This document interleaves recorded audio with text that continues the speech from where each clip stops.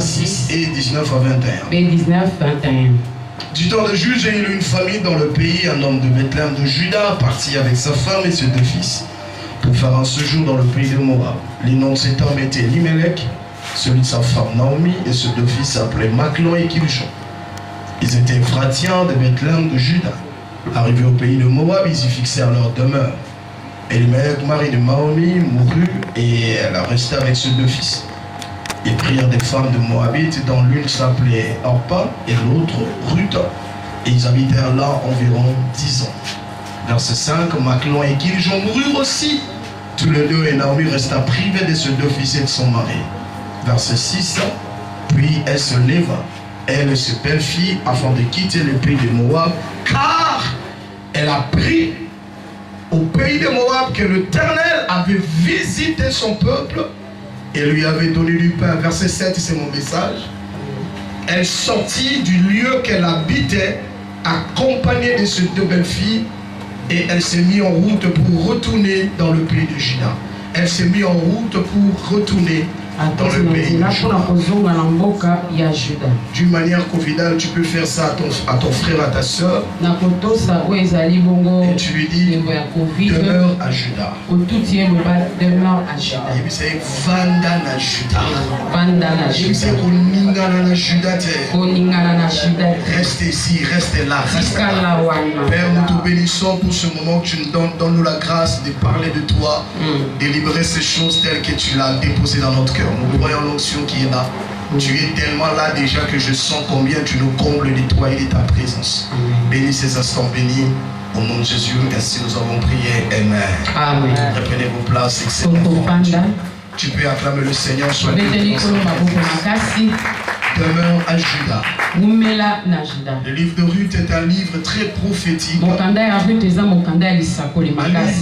rempli de messages pour l'église et pour la nation. Un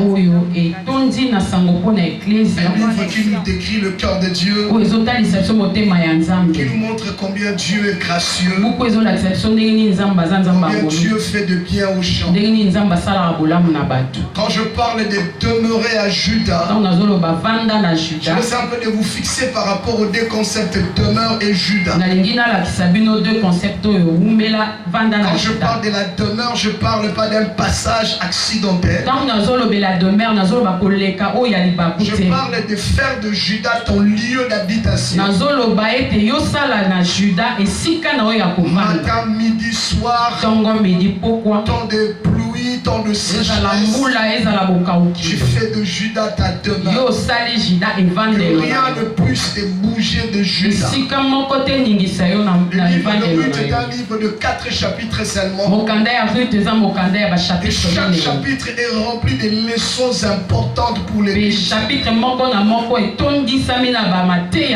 Et le jeu dans le livre de Ruth se repose que sur des noms. Quand tu comprends les noms des personnes qui sont dans ce livre, tu comprends la pensée de Dieu qui est cachée. Juda vient du mot hébreu Yada. Yada, ça s'explique dans 2 dimensions. Yada veut dire connaître intimement. Et Yada veut aussi dire praise ou louange. Célébration. Et suis-je en train de dire à l'église que l'attitude de Yada ne peut pas te quitter? C'est-à-dire tu dois faire de Juda ta demeure. Un enfant qui loue, qui adore et qui exalte Dieu quel que soit le problème. Le verset 1er déjà nous fait comprendre beaucoup de choses. Je vais vous parler des temps de juge. C'est tout un cours. Je commence par là où il y a le problème. La Bible dit il eut une famille dans un pays. Et l'homme de Bethléem de Juda. Il y avait un homme qui était de Bethléem, mais qui était de Juda. C'est-à-dire tu ne peux pas dissocier Bethléem de Juda. Juda. La Bible n'écrit rien au hasard. Tout ce qu'on écrit dans la Bible, Dieu le fait à 200. Le mot Bethléem veut dire bête comme maison. Léem comme pain. Et d'une manière courte, on dira Bethléem, c'est la maison des pains. Je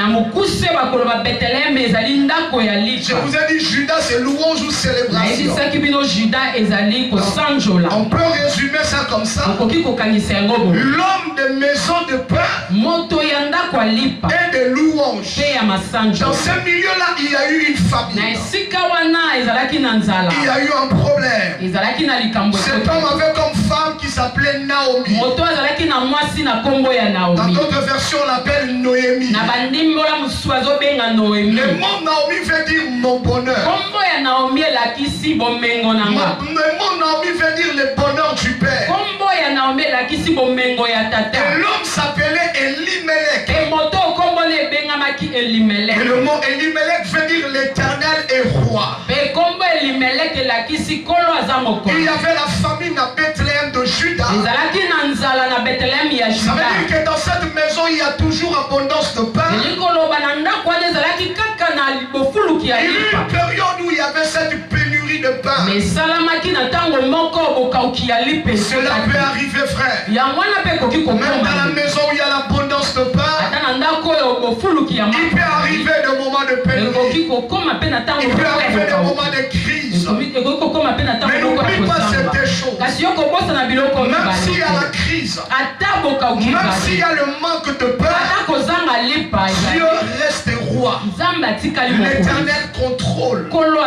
Ce matin, je suis venu dire à une famille, peu importe ce que tu traverses, peu importe ce que tu vis chez toi, n'oublie pas que Dieu est au contrôle. Il n'y a rien de ce qui se passe autour de toi. Il n'y a rien de ce qui se passe en toi. Il n'y a rien de ce qui se passe près de toi. Que Dieu ne soit pas au courant. Je suis venu te le rappeler. Que Dieu est au contrôle. Regarde la personne qui est à ta gauche, à sa droite. Dis-lui, même s'il y a des problèmes, Dieu est au contrôle. C'est la première des choses que tu ne dois pas oublier. La seconde, la Bible dit que cet homme qui s'appelait Elimelech avait comme femme Naomi. Naomi veut dire le bonheur du père. Je n'ai pas à manger. Je n'ai pas mariage. Je n'ai pas argent. Je n'ai pas renommée. Mais Dieu reste mon bonheur. Il reste bonheur même quand ça ne marche pas. Il reste la source de ton bonheur même quand ça ne marche pas. Parce que la première leçon que tu dois retenir, les imprévus dans la vie ne change point les plans de Dieu préétablis. La situation qui est arrivée à Bethléem, c'est pas quelque chose de routine. C'est pas quelque chose d'habitude. Mais cela est venu de manière surprise. Personne ne s'est attendu à cela. À Bethléem, ils avaient l'habitude de voir le bel poulet. Mais cette période-là, le pain manquait. Mais il ne faudrait pas que ce peuple oublie que Dieu reste Dieu. Parce que sur Bethléem, il y a une prophétie qui a été libérée. C'est la terre que devait naître le Messie. Bethléem, c'est la terre de la promesse. Même sur une terre de la promesse, les imprévus peuvent arriver. Des situations dont tu ne sais pas décrire l'origine. Des situations qui te font peur. Des situations qui basculent ton esprit. Qui basculent ta foi. Et quand cela arrive, n'oublie pas, frère, que Dieu reste Dieu. Et qu'il a le contrôle de tout. Et qu'il reste ta source. source du bonheur. Come on, donne-moi un amen bien. Donne-moi un amen qui me pousse à danser. Et ce couple avait 2 fils. Le premier, il s'appelait Maclon. Comme Maclon. Ceux qui étaient là le matin, ils comprennent un peu. Maclon, c'est la même famille. Le mot Maclon veut dire malade ou maladif. Regarde un peu ce couple. L'éternel roi, c'est le papa. Le bonheur du père, c'est la maman. Mais les produits qui sont dans leur ventre, le premier, il est malade. Un paradoxe, n'est-ce pas? Comment Dieu il est roi et qu'il est le bonheur, mais ça donne le produit maladif. Un vrai paradoxe. Ça, c'est encore rien. Il faut avoir un deuxième fils. Non, ils ont eu un deuxième fils. Et le deuxième s'appelle Kilijon. Et le mot Kilijon veut dire fébrile. Faible. Quelqu'un qu'on peut transporter, balloter les casses. La Bible n'écrit pas des choses de manière fortuite. L'éternel est roi, l'honneur, la femme. Il donne naissance à un maladif et il donne naissance aussi à un faible. Tous, ils vivaient où? À la maison de Père Bethléem de Judas. Là je vous fixe. Maintenant on peut décoller. Tu es prêt? Amen. Ok, les affaires commencent. La bamba bintou.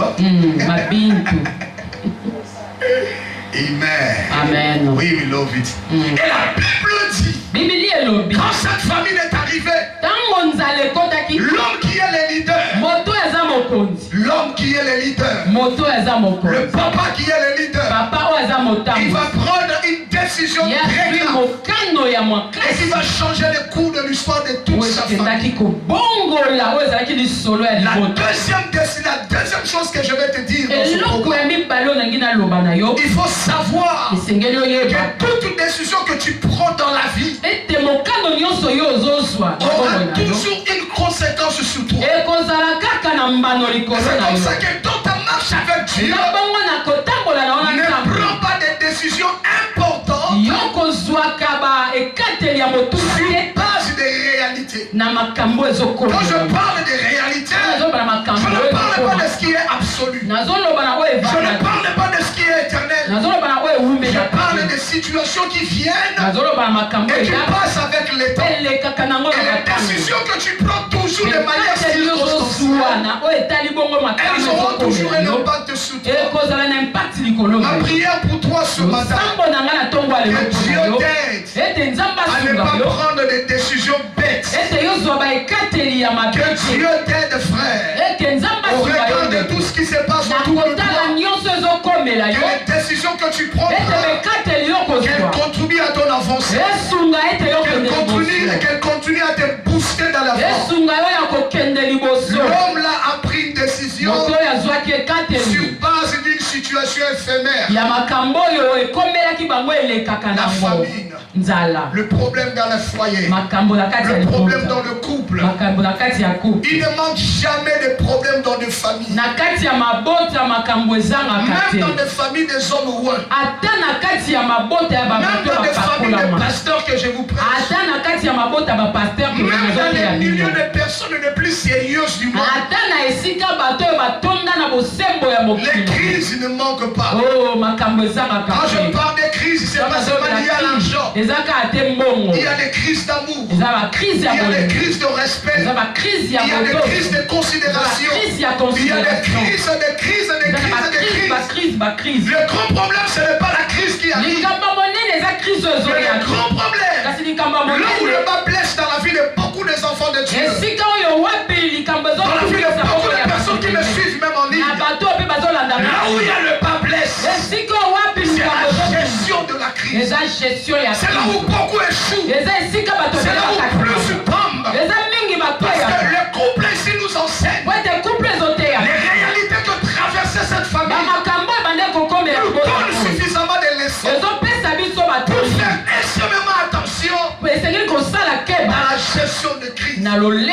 Je prie Dieu pour les couples. Je prie Dieu pour les femmes mariées.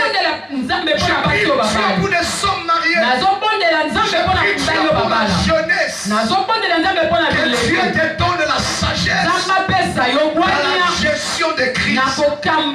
Lorsqu'il y a des problèmes qui arrivent, il y a des problèmes dans la vie, même dans le couple. Et je vais même vous dire, dans le couple de beaucoup de chrétiens, il y a plus de problèmes que chez les païens. Et vous savez pourquoi? Parce que dans les couples de beaucoup de chrétiens, on a développé de l'hypocrisie. On a développé le semblant. On vous donne l'impression que tout va bien.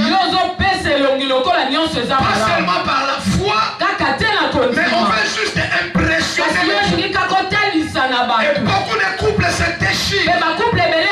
Beaucoup de familles se déchirent. Même les églises se déchirent. Parce que plusieurs de ceux qui sont à la tête, de ceux qui dirigent, de ceux qui sont supposés donner les plus, ils n'ont pas cette sagesse, cette capacité-là de gérer des crises. Seigneur, donne-nous une église qui sait gérer la crise. Amen. Seigneur, donne-nous des femmes qui ne sont pas seulement jolies, mais qui savent aussi gérer les crises. Même dans le couple, ma fille, la famille viendra. Ce que tu avais l'habitude de voir, il y aura des moments où tu ne le verras plus. Comment gérer ça? C'est là où le bas blesse. Elimelech a échoué. Il ne savait pas là où il était. Il ne savait pas qu'il était sur une terre prophétique. Et le vent qui a soufflé, il a eu du mal à résister. Il va dire à sa femme, lève-toi. Apparemment ici il n'y a plus rien. Maclon. D'ailleurs toi tu es maladif. Shimam. Kirijan. Toi tu es faible. Nous quittons ici. Et nous allons où? À Moab. C'est un peu comme un Eldorado à l'époque, c'est-à-dire un lieu de repos. Où tout baignait bien, où tout allait très bien. Mais ce qui soulignait Moab veut dire la sémence du Père. C'est quelle sémence qu'on parle? C'est la sémence là de l'autre avec sa femme. C'était une terre sous une malédiction grave. Et quand ils sont partis, ils ne sont pas partis pour y demeurer. Ils ont quitté Juda, le lieu de la louange. Ils ont quitté Bethléem, la terre prophétique, là où le Messie devait naître. Comme cause principale, la famille. La crise, ils n'ont pas géré. Là-bas, ça va peut-être donner mieux. Ils sont en train de fouiller. Beaucoup de chrétiens, ils sont ceux-là qui ne supportent pas la crise, qui ne supportent pas les temps difficiles. Et ils sont prêts à tout, même jusqu'à trahir l'alliance. Que mon Dieu t'aide et qu'il ne te permette pas que tu arrives jusqu'à ce point-là. Aucune crise n'est éternelle.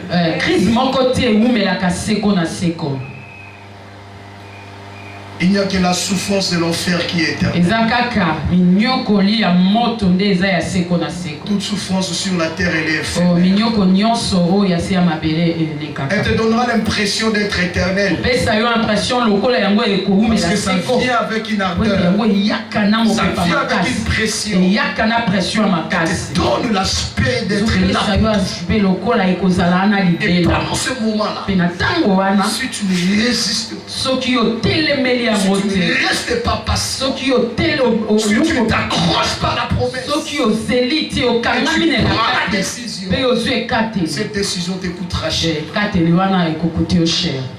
Vous savez combien de gens sont dans des compromissions aujourd'hui? Ils sont de fois dans de faux mariages. Là où ils souffrent mentalement. Là où ils n'ont pas le bonheur et la paix. Parce qu'il y a un moment dans sa vie où il n'a pas pu supporter. Je parlais avec une jeune sœur hier. Elle a brisé son premier mariage. Parce que son mari, il avait des problèmes comme ça liés à la fécondité. Comme elle n'était pas aussi ancrée dans la prière et l'homme, ils ont essayé un peu de recourir à la tradition. Tout ça. Apparemment, ça n'a pas marché. Jusqu'à ce que le premier mariage soit brisé. Dieu l'a fait grâce et l'a repris encore avec un autre homme. Mais le deuxième là ne l'a pas épousé. Alors qu'ils étaient encore dans le pourparler pour mettre de l'ordre. Le gars se déplaçait. Il a fait un voyage de non-retour. Et des années écoulées. C'est bien que ça parle au téléphone, ça se mais ce n'est plus comme c'était auparavant. Elle ne m'a pas caché. Hier, je dis bien hier. Papa Jonathan. Je sais que tu es mon papa. Je suis ta fille. Je te dis la vérité. La famille est en train de m'acculer. Elle est en train de me déranger. Et la pression devient tellement de taille. Je te le dis parce que tu es mon père. J'ai pris la décision de faire un enfant, même avec n'importe qui. Je vais juste te protéger. Parce que j'ai maintenant 36 ans. J'ai 36 ans. Et ma maman a très peur pour moi. J'étais parti au village. On a dit des choses, C'était pas facile pour moi en tant que pasteur de gérer un cas comme ça. Tu veux seulement faire un enfant parce que la pression elle est très forte. Mais parce que l'homme là avec qui on croyait que ça allait donner, mais apparemment ça ne donne pas. Un autre est venu, mais c'est des histoires à dormir debout. Qu'est-ce que je veux faire? Je grandis. Je prends de l'âge. J'ai monélé, j'ai exhorté, j'ai lendissé. Parce qu'il y a des fois où même les certains lendissés n'ont plus de place. Amen. Je voulais lui dire, ma fille, accroche-toi à la promesse. Le premier n'a pas marché. Cela ne veut pas dire que ta vie sera un éternel recommencement. Est-ce que tu crois que je peux prier pour toi? Elle était déjà tout en larmes. Je l'ai amené à une prière de repentance. Je dis, Seigneur, je renonce à la décision que je prise. Je suis une fille de la promesse. C'est vrai que quand cela est arrivé, je supportais plus. Seigneur, donne-moi le cœur de résister encore. Je prie Dieu ce matin que Dieu te donne le cœur de résister encore. Le cœur d'être encore patient. Tu as tellement de la valeur entre les mains de Dieu. Tu as tellement de la valeur aux yeux de Dieu que tu ne peux pas te laisser appeler n'importe qui.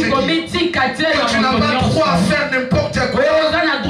Et certaines choses que tu peux faire, ça va porter atteinte à toute ta vie. Et tu risquerais même d'hypothéquer dans ton avenir.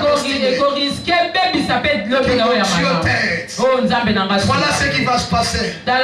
Ils sont arrivés à Moab. C'était pour quelques jours. Mais la Bible dit, ils ont fait là-bas 10 ans. Ils ont fixé leur demeure. Je leur ai dit surtout à la jeunesse, il y a certaines choses dans la vie qu'il ne faut pas commencer. L'homme sage, je dis, quelqu'un allume-t-il le feu sans que ses habits ne brûlent? Il y a certaines choses que tu te dis, je gère. Avec le temps, tu comprendras que tu ne gères rien. Demande à tous ceux qui sont devenus alcooliques dans la vie. Demande. Il te dit que ça a commencé par un verre. Demande à tous ceux qui sont devenus impudiques dans la vie. Demande à tous ceux qui sont devenus adultères. C'était Ils étaient là comme ils disaient, je pars seulement pour un temps. Je suis là seulement pour un temps. Il y a des choses dans la vie, frère. On ne commence pas. Tu peux croire en train d'être dans ton jamais. Mais avec le temps, tu vas te retrouver. Tu as fixé ta demeure. Comment tu es devenu hypocrite dans la vie? Tu ne croyais pas que tu mentirais comme tu mens. Tu ne croyais pas que tu aurais 3 femmes. Tu ne croyais pas étant marié que tu aurais une autre copine. Que tu verrais un autre homme. Cela a commencé comme une aventure. Et à l'heure où je te parle, tu as fixé ta demeure. Et tu t'es dit, je ne sais plus. Je gère. Je vis avec. Et pourtant, ce n'est pas ton lieu. Ce n'est pas ta demeure. Ce n'est pas ta destinée. Tu as fait un voyage. Et tu t'es dit, je pars pour un temps. Et curieusement, tu es déjà là. En train de manger la nourriture de corps.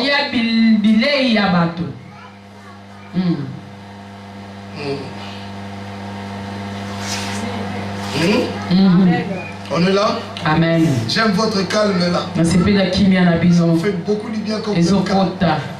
Amen. Ça commençait comme ça. Et tu ne croyais pas.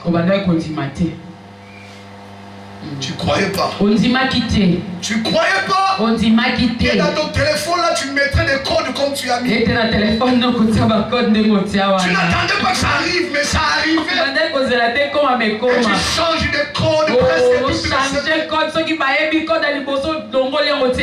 Qui souffre? C'est toi. Parce que c'est pas ta place. Rentre à Judas. Rentre à ta terre. Rentre à ta vraie vie. Et le courage de ta vie. Il ne faut pas arborer une tenue que tu ne tiendras pas jusqu'au bout. Non, David a dit à Saoul. Saoul a voulu le prêter ses habits. Son armure. J'aime beaucoup David. Il a même essayé. Il a même essayé. Il a fait le premier pas. Mais ça là c'est pas moi. Papa Saoul, avec tout le respect que j'ai de toi, reprends tes affaires. Est-ce que ce matin ma soeur, tu ne peux pas retourner au diable? C'est qui lui appartient. Parce que tu es une fille de la destinée. Il y a un Dieu qui t'appartient. Il y a une fille qui est propre à toi. Pourquoi tu veux vivre dans le lieu qui ne t'appartient pas? Et tu souffres, frère. L'hypocrisie, ça fait mal. Tu souffres moralement. Tu souffres mentalement. Pourquoi ne pas souffrir une fois pour toutes? Retourner à Saoul. Et rentrer dans sa terre prophétique. Oh God. Chabromoko Soteriama. Dis Amen bien. Seigneur, aide-nous à rester fidèles à notre terre. Les offres viendront de toutes parts. Les offres viendront de toutes parts. Les sollicitations viendront de toutes parts. Seigneur, aide-nous à rester fidèles.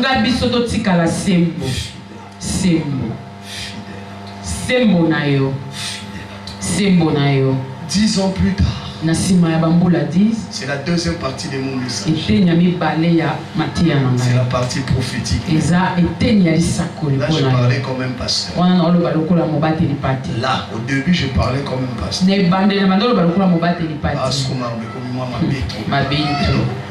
10 ans plus tard, l'homme qui avait pris la décision, qui croyait qu'à Moab tout marcherait, c'est lui qui va mourir. Vous êtes là? Amen. Est-ce que tout le monde est là? Amen. Si tu es là, tu dis Amen.